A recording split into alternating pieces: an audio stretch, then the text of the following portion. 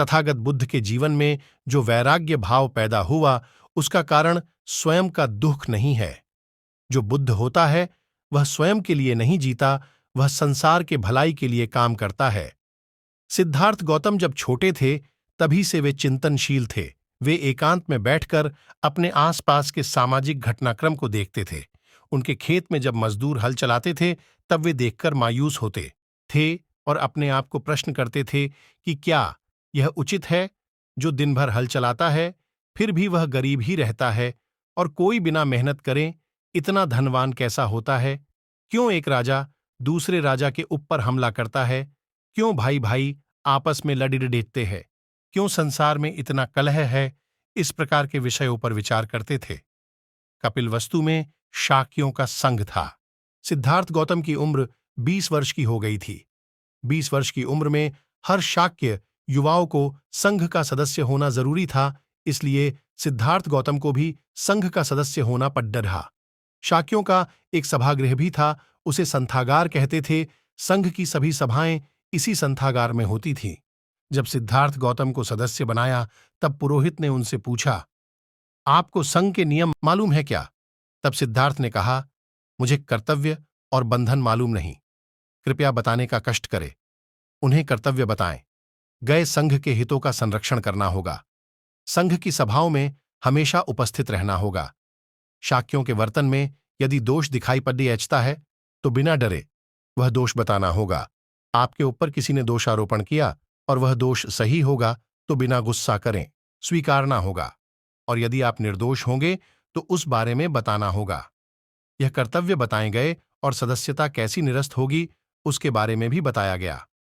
यदि आपने बलात्कार किया, किसी की हत्या करी तो, यदि चोरी करी तो और झूठी गवाही दी तो संघ का सदस्य नहीं रह सकता। संघ की सदस्यता लिए 8 वर्ष हुए थे तब एक प्रसंग निर्माण हुआ और यही प्रसंग उन्हें वैराग्य तक ले आया। घटना ऐसी हुई, कपिलवस्तु और कोलिय राज्य पास पास थी। दोनों राज्यों के बीच रोहिणी नाम की नदी थी। इस नदी का पानी पहले किसने और कितना उपयोग करना चाहिए, इस पर हमेशा झगड्ढा होता था। इस बार झगड्ढे ने उग्र रूप धारण किया। जगद्धा इतना बढ़ा कि दोनों राज्य लड़ाई करने के सज्ज हो गए। इस पर संथागार में सभा हुई। सभा में युद्ध करने प्रस्ताव पर बहुमत हो गया, लेकिन सिद्धार्थ गौतम युद्ध के पक्ष में राजी नहीं था, क्योंकि युद्ध में जनहानि ही होगी। शाक्यों की लड्डकियां कोलियों में ब्याही थीं और कोलियों की लड्डकियां शाक्यों के यहां ब्याही थीं। दोनों एक दूसरे के रिश्तेदार थे।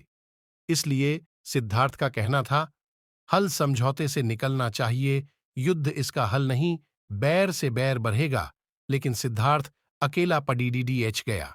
लेकिन युद्ध नहीं होना चाहिए, इस बात के लिए संघ के विरोध में खड़िडियाहा हो गया।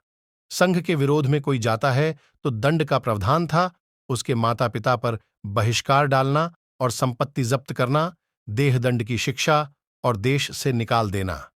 इन सजाओं का प्रावधान था, लेकिन राजा प्रसेनजित और शुद्धोदन राजा के आपसी संबंध अच्छे थे।